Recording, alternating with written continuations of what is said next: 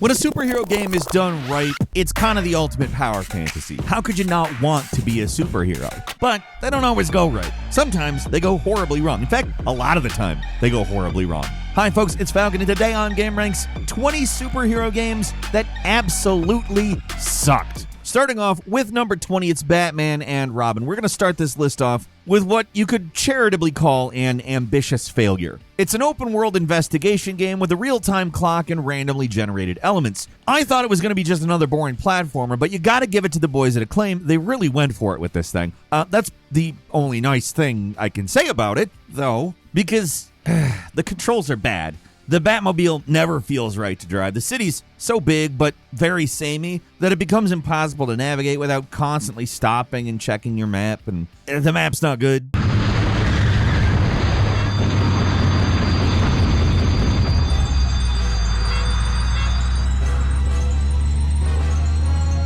You're going to be doing a lot of driving around in this game because everything is spaced far apart and you're always on a time limit to deal with crimes in progress. If you miss a crime, then you miss the necessary clues to stop the bad guys. It's an interesting idea, in theory, but what it boils down to is a lot of bad driving around to get to locations that force you to engage with some terrible hand-to-hand combat. And when I say terrible, I really mean terrible. The Arkham Batman game's known for, revolutionizing third-person hand-to-hand combat, and they took no ideas from this game because this game does it so bad. Fighting is about as stiff and awkward as you'd expect based on everything I just said. But even worse, forget about Mr. Freeze, the main villain. It's the camera. It gets stuck all over the place. It slides up to the ceiling randomly, just does whatever it wants, and you can't see anything, so you die, and then you have to load a save, and there's no checkpoints, and the only place you can actually save is the Bat Cave, or as I like to call it, Bat Save. Yeah, it's actually worse than that joke.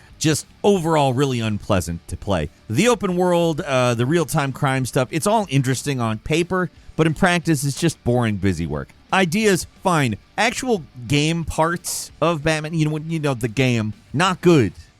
Moving on to number 19, it's Spider-Man Edge of Time. Here's the thing. This game isn't absolutely awful, but it really felt like a rip-off back when it came off. Chalk the badness of this one up to corporate greed. After the success of Spider-Man Shattered Dimensions, Activision ordered the team to make a sequel in less than a year. Forget all the unique locations and different Spider-Men with unique powers from Shattered Dimensions. This was crunch mode from minute one, so more compromises were made, let's say. There's only 2 Spider-Men to play with, regular Spidey, and 2099's Miguel O'Hara, which is a pretty big downgrade from Shattered Dimensions 4 heroes. But hey, if that was the only problem, it could have worked. The real nail in the coffin for this game is the setting. It is set, and I am not joking, do not take this as a humorous statement, but this Spider-Man game, subtitled Edge of Time, implying some kind of epic setting and scenario, is set entirely in an office building. So, first, this is a game where you play as Spider-Man, the guy who is most famous for swinging on webs between buildings. Now, while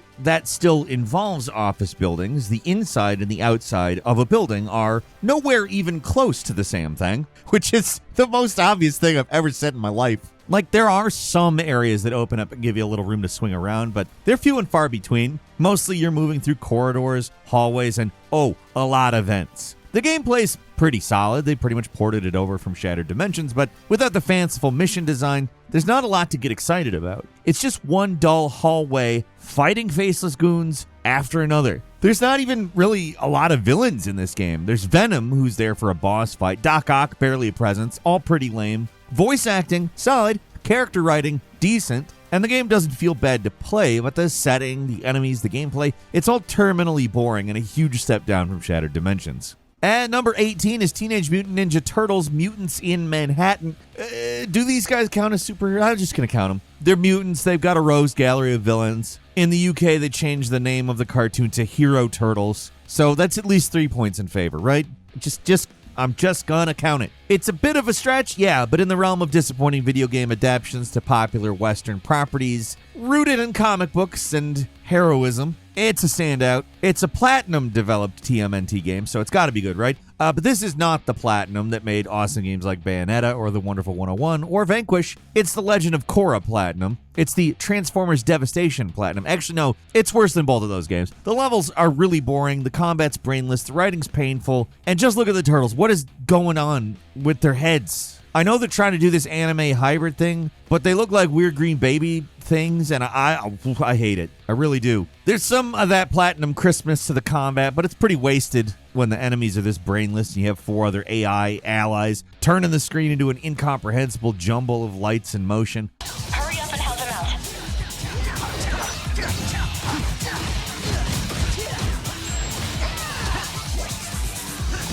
There's no reason to actually engage with the mechanics because just mashing buttons does everything you need. When you're not effortlessly smashing enemies in boring sewers and back alleys, you're doing other boring activities like disarming bombs. At the end of the day, it's your basic gussied up beat 'em up, but there's just nothing here to keep people playing. It's not unplayable or anything, it's just terminally boring.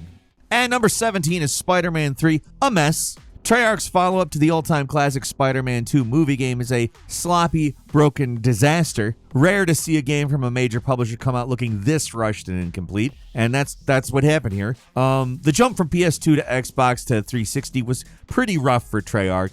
Like, look at this hideous collection of pixels. Spider-Man's suit looks okay, but that's about it. Everything else just looks, worse than last gen. This looks horrible. Special mention has to go to the laughably bizarre cutscenes, which, like so much else in this game, just straight up don't look finished. Like, they clearly completed the mocap, but that's about it. Everyone moves with the urgency of a puppet on a string, and it is bizarre. Like, look at old J.J. Jameson flail around. That's the third call I got about giant lizards running amok in Gramercy Park. Giant lizards!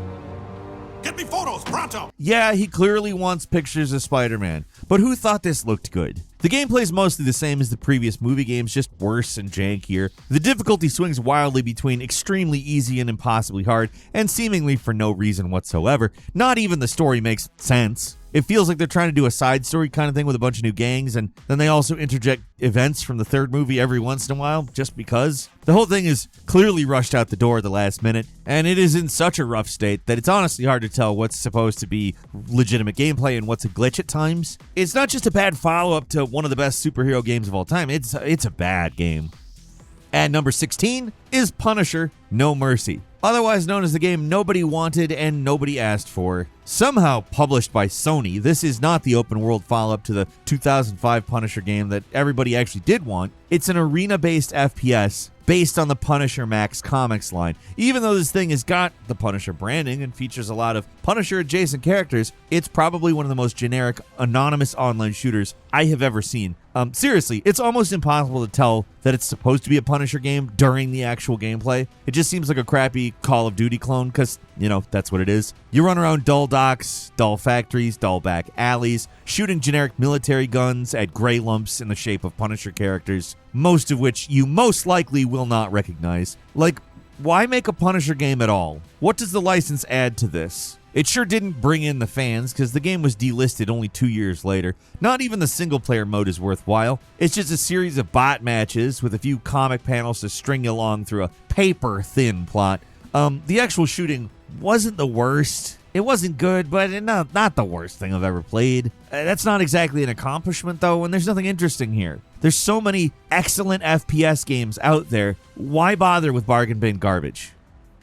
And number 15 is Catwoman. Man, they would make a video game tie-in for basically anything back then, wouldn't they? If some lunatic optioned a Matter Eater Lad movie, then EA would be the first in line for the rights. The Catwoman movie from 2004 is, of course, terrible. There's funny aspects to it because of how bad it is, and in its own way, it has a bit of charm. But it's a bad movie. And bad movies do not beget good games, especially not low-effort good games. Have you played Prince of Persia? Okay, imagine that, but awkward, ugly, and embarrassing, which, considering Halle Berry was Catwoman, it's pretty bad. And it's a bunch of ick is in terms of ugly. This is an embarrassing game. More embarrassing than the movie, even. It's just much less people saw the game. It awkwardly combines the combat from that Jet Li game where you push the thumbstick in the direction to attack enemies, and some really awkward platforming using a control scheme that can only come from aliens that never played a video game before, because I can't imagine pressing L1 or R1 to jump and or climb. The gameplay's bad, story makes no sense. It starts with a flash forward, then there's a flashback to when she became Catwoman, then there's jumping forward again to some completely unrelated scene, chasing some new character. I don't know what's happening, and honestly, it doesn't matter, because let me tell you what the real purpose of this game is. Weird close-ups of polygonal body parts. If you leave the game idle, it'll switch to a bunch of vague close-ups of random body parts. Oh yeah, get a load of those blurry textures and stiff animations. This is what we're all here to see. Again, at least the movie had real, non-blocky Halle Berry in it. And number 14 is Thor: God of Thunder. Basically God of War, but worse. During the 7th generation, Sega put a whole lot of cinematic tie-in stinkers out, and Thor: God of Thunder is definitely one of them.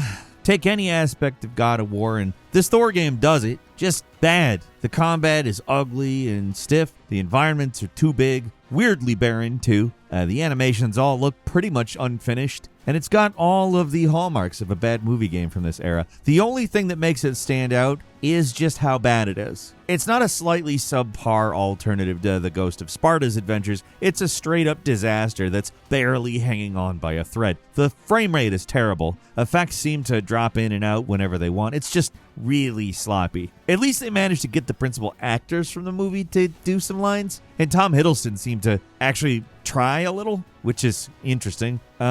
Not the norm when it comes to celebrity voice acting and these types of things. And also probably not the amount of effort he'd have put in if he knew how bad this stinker was going to be. The music, though, surprisingly good, came from composer Einon Zur, but everything else is boringly bad and very short, which is, I mean, if it was a good game, maybe a criticism, but perhaps a mercy as we know it. And number 13 is Spider-Man and the X-Men Arcade's Revenge. Spider-Man and the X-Men together in a video game at last? How could you pass it up? And that's what every kid at Blockbuster said when they saw the admittedly awesome cover.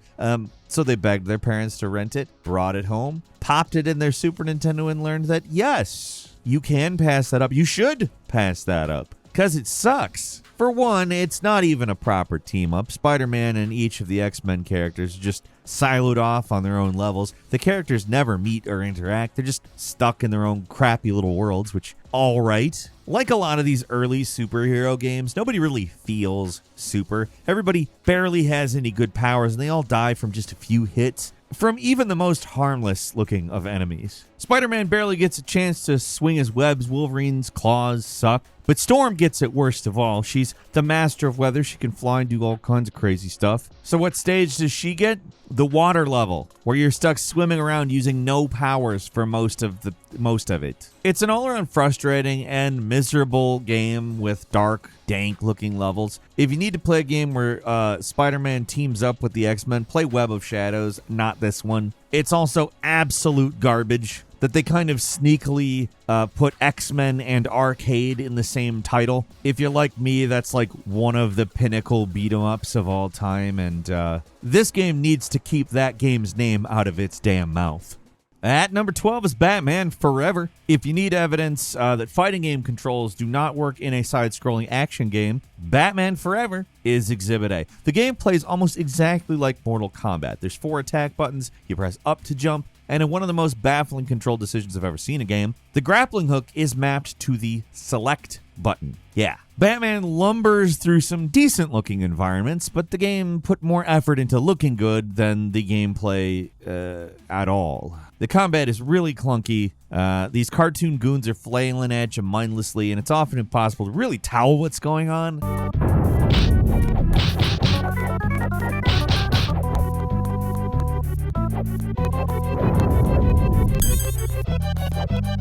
Because your view's just being blocked by these big foreground objects. That's not the worst of it. The controls, like I said, do get worse. There is a part that everyone will get stuck at, period, because you're supposed to grapple hook into the ceiling, and pressing select isn't good enough. You have to press select and then tap up to grapple hook straight up. There's a later section where you have to fall through a grate. In any modern game, you would do this by tapping the jump button while holding down, you know. Actually, you know what? Scratch that. Almost any game. I remember a lot of old side-scrollers doing that. But for this game, you have to hold R and tap down. R doesn't seem to do anything at all. The only way you would know how to do this is either through trial and error, or if you've got an instruction manual, which if you're a rental kid, wasn't always available to you. Even if you do know what to do, these are some very obtuse controls for an action game. It's just a confusing, badly made game all around.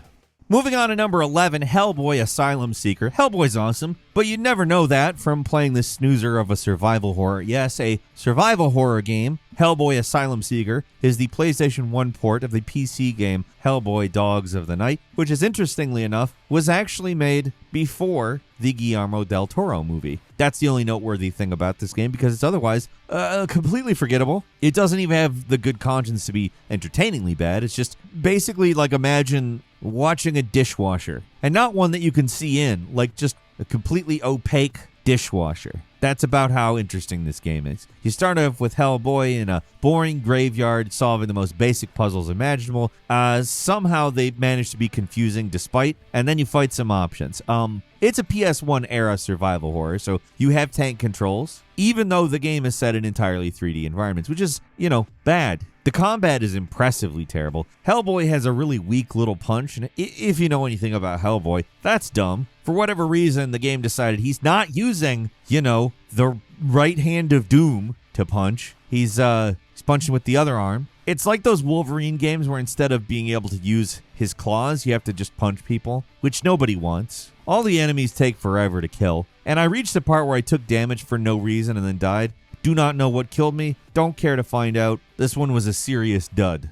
And number 10 is Captain Novolin.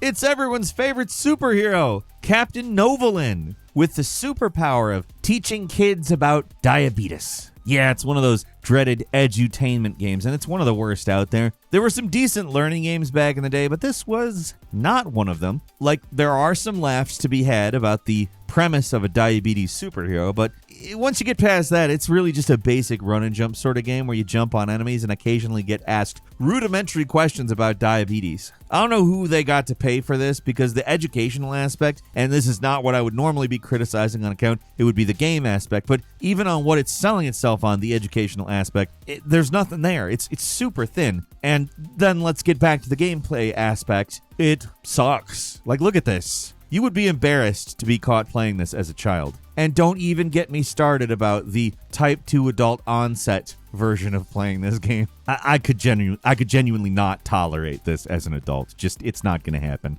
At number 9 is Iron Man / Exo Manowar in heavy metal. It's the crossover everyone was asking for. Yeah, Iron Man's good, cool, but we're really here for Exo Manowar, everyone's favorite superhero. The most interesting thing about the game is the goofy title, because otherwise it's just a really bad co-op scrolling shooter. Yeah, it does have a good soundtrack, I gotta give it up for that, but otherwise it sucks.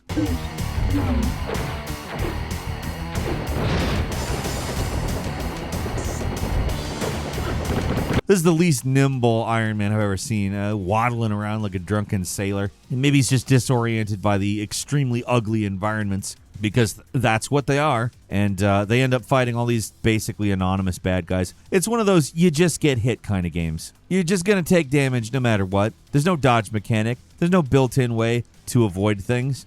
Sometimes you just run into a wall of gunfire and you have to eat it. That's not a good way to design a game, especially one that's designed for home consoles. The first boss is especially bad. This coat-wearing guy hulks up and his main attack is, for lack of a better way of saying it, rubbing up on you. There's very little that can be done to avoid this. It's a lawsuit waiting to happen and terrible game design. The second form of the boss is actually much easier because he starts throwing barrels and that's easier to avoid. Oh yeah, and you probably want to know about Exo Manowar, right? He's the real star attraction, right? Yeah. Except no, he sucks. He plays exactly like Iron Man, except instead of jet boosters, he just floats. Kind of like an idiot. It looks stupid. Why is he in this game? Oh, because Acclaim owned Valiant Comics. That's why. It's the closest thing to nepotism that you can have in this situation.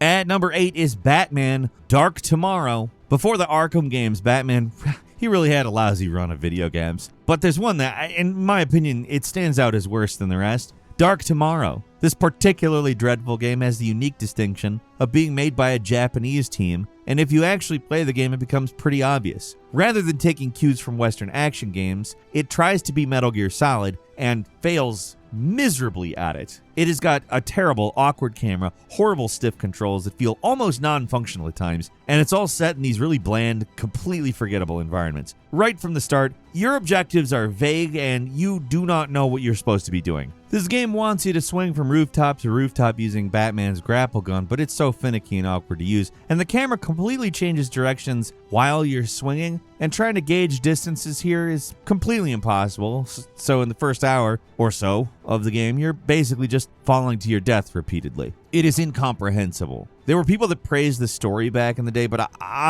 it's not enough for me. Not with how bad this is.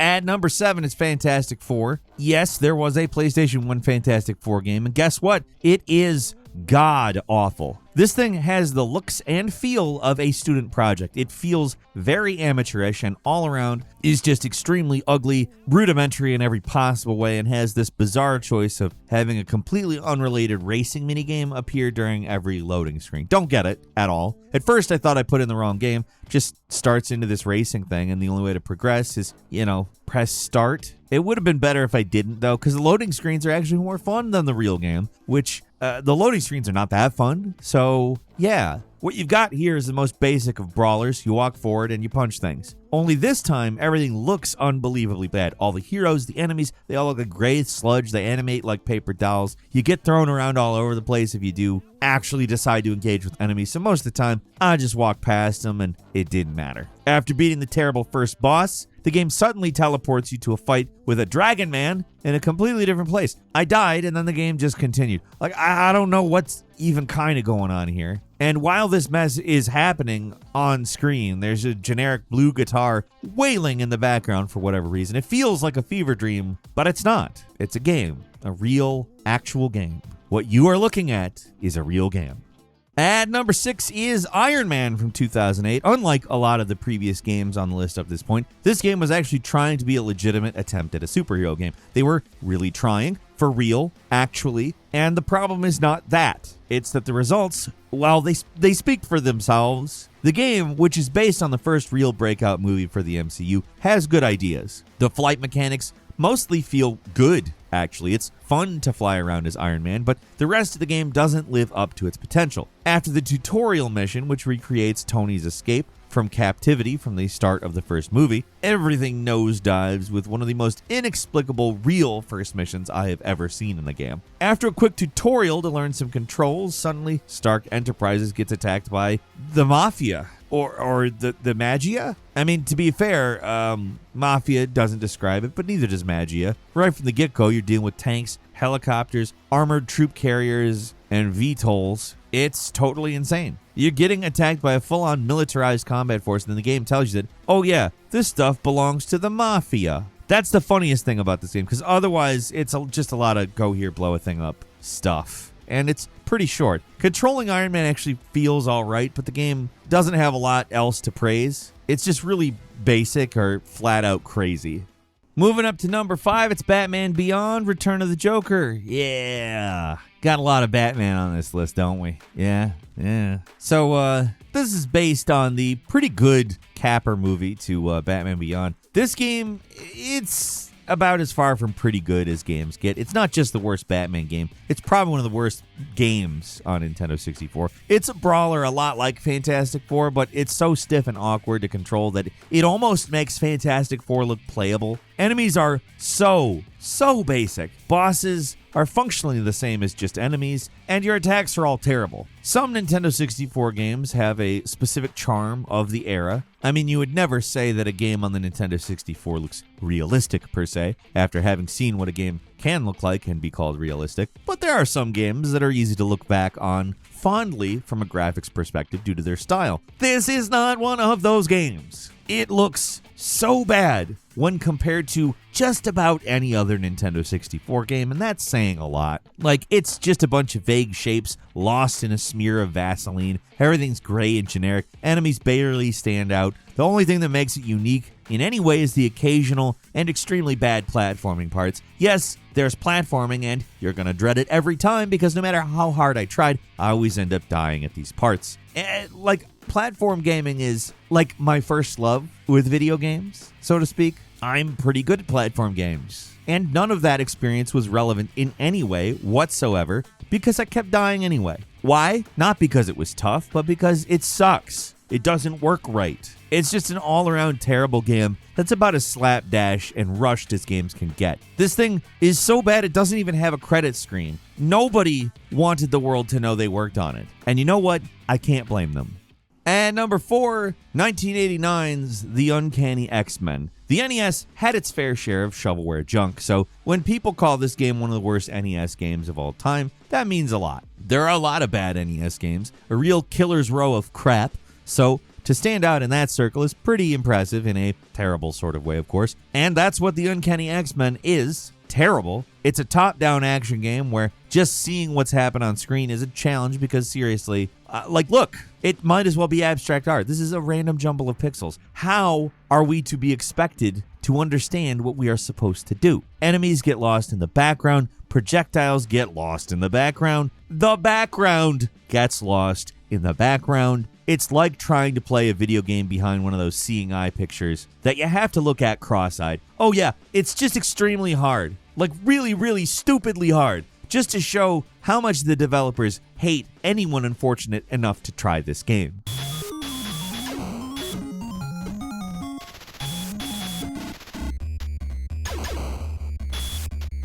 At number 3 is Kick-Ass. Based on the movie of the same game, this download-only beat-em-up is one of the all-time worst. It makes that Watchmen beat-em-up, which, yeah, wasn't great, look like a masterpiece. It's about as low effort as one of these games can get. The combat is super basic, graphics are ugly, UI design feels like a first draft, and presentation is, just using that word is an exaggeration. They slapped in some cartoon filters on it to give it a comic book look and called it a day. It didn't work. It did not work.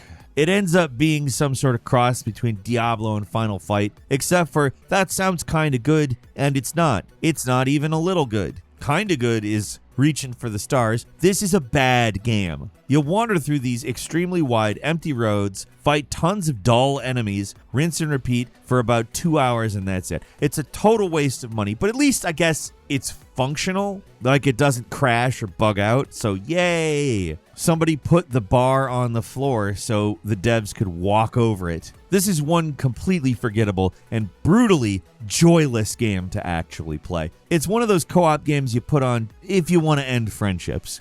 At number 2 is Aquaman Battle for Atlantis. Yeah, they made an Aquaman game way before Jason Momoa and his movie, which was actually kind of fun and made him somewhat relevant. But anyway, Aquaman's one of the most basic boring games I have ever had the misfortune of playing. First, you sit through some real bad comic book style cutscenes, the kind they obviously made because they didn't have the budget or time to make real cutscenes. These types of things can be good, but Aquaman Battle for Atlantis is not an example of that. Then, the game starts out and the gameplay loop of the entire thing begins. See that pointer onto the screen? Swim to wherever that's pointing, beat up the bad guys. That's the game. You swim somewhere and beat up bad guys. The combat, as you probably were expecting at this point, is terrible. It switches to an awkward fighting game kind of controls, even when you're surrounded by bad guys. The only amusing thing in the game is that Aquaman can summon sea creatures to eat his enemies, which is like 3 seconds to the game's total runtime. The rest of the game is just swimming somewhere in this generic environment and beating up thugs over and over and over and over. There's nothing to learn, nothing to explore. That's it. This thing barely qualifies as a game. And considering how bad everything else on the list is up to this point, that's saying something. At number 1 is Superman 64, aka Superman, The New Superman Adventures. Yes, the title has the word Superman in it 2 times, and it's the obvious choice. There is no game that is an easier pick for this list. It's the meme. It's the game everybody already knows is bad. But here's the thing. The reputation is 100% warranted. This game is absolutely awful in every conceivable way. It's not just ugly pea green soup skies and tedious, strict sections where you have to fly through rings. No, it's so much more than that. It's the random events where you have to do something inexplicable in like 5 seconds or you fail, using controls you don't understand and have never been explained to you. It's the baffling puzzle levels that make absolutely no sense and you're supposed to solve them really not understanding anything. It's the shockingly bad combat and the constant bugs and glitches. It feels like it's being held together by duct tape, if that, and it's going to fall apart at any moment, and it does, often at the worst possible time. Which is, really, any time. And that's what makes the game so bad. It's not just terrible, it's also frustrating and cryptic. It's all the worst things a game from that era can be. Superman 64 has the reputation of being the worst game ever, and it might not be true. Maybe the worst game ever to be sold on the mainstream level. Maybe? I don't know. That might not even be true either. But it's definitely the worst superhero game I have ever played. And for a long time, this genre was mostly terrible, so there's some pretty stiff competition there. Having played everything on this list for this video, I still am 100% behind calling Superman 64 the worst. It is just so frustrating and miserable to play, and its attempts at doing pretty much anything are laughably bad.